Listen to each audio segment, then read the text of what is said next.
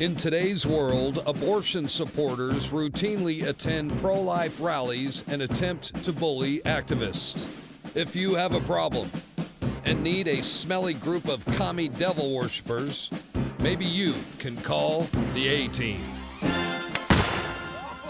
How many did I adopt? I kill my kids. I kill my kids. So white privileged racist male that doesn't stand for women's rights. Get the out of here. Hey, we saw your Facebook with your communist hammer and sickle. That's pretty cool, man. Is that you on the Facebook? Is there a Facebook page of you with a hammer and sickle? I don't think so. I don't want children. I love Satan. How do you get your abortions paid for? I pay for them. I thought you said How many free. have you paid for? Upwards of 50. Really? Oh yeah. You piece of Bunch of misogynistic mother. Take your male privilege somewhere else. How about you being aggressive? I'm being aggressive. Wow! Watch out! That's the guys that attacked Alex Jones.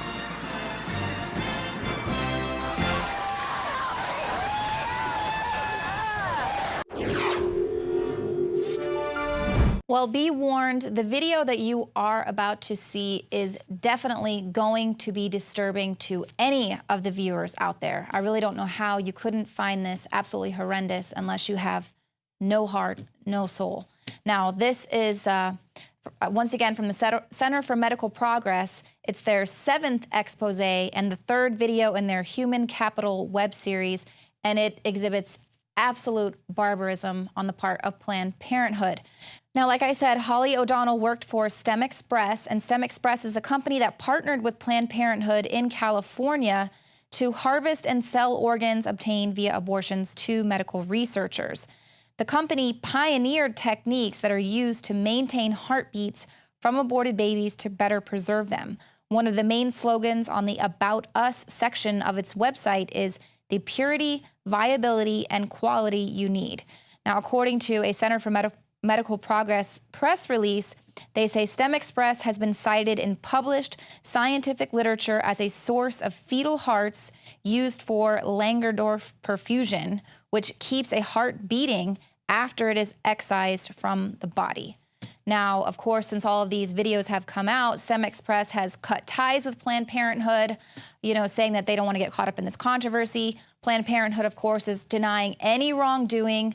And, thankfully, they are now the subject of investigation by Congress and more than half a dozen states. But like I said, what you're about to see, it's really horrendous. You need to watch this video, though, and decide for yourself, Planned Parenthood, is it a criminal organization from the top down, or is it not? Should it be immediately stripped of federal taxpayer dollars, or should we just go ahead and keep on funding really the downfall of our humanity? Roll the tape. I was training with Jessica in the Alameda, and I've been doing it for a few weeks, so I kind of knew what I was doing, but kind of not. And it was really busy, and one of the doctors came in and she looked really frustrated. The medical assistants were with her, and I don't know, it's my deal to listen and see what's going on, and the doctor just says if she can't calm down, I can't do the abortion, and I can't medicate her, something like that, and she was just distraught. Finally, the woman, she calmed down, and the doctor went in to perform the abortion. Takes a little while, and I'm in the hallway, I see the jar come out, goes into the path lab, and Jessica, I can hear her, is preparing it, rinsing out the jar, rinsing out the linen wrapping that catches it, dumping it in the strainer, rinsing it off, putting water in the pie dish, and getting it ready for the doctor. So then I hear her call my name, hey Ollie, come over here, I want you to see something kind of cool, it's kind of neat. So I'm over here, and this is the moment I see it, I'm just flabbergasted. This is the most gestated fetus and closest thing to a baby I've seen. And she's like, okay, I want to show you something. So she has one of her instruments and she just taps the heart and it starts beating. And I'm sitting here and I'm looking at this fetus and its heart is beating. And I don't know what to think. And she's like, you know why that's happening? And I knew why it was happening. It's because the electrical current was, the nodes were still firing. And I don't know if that constitutes it's technically dead or it's alive. It had a face. It wasn't completely torn up. And its nose was very pronounced. It had eyelids. And its mouth was pronounced. And then, since the fetus was so intact, she said, okay, well, this is a really good fetus, and it looks like we can procure a lot from it. We're gonna procure a brain.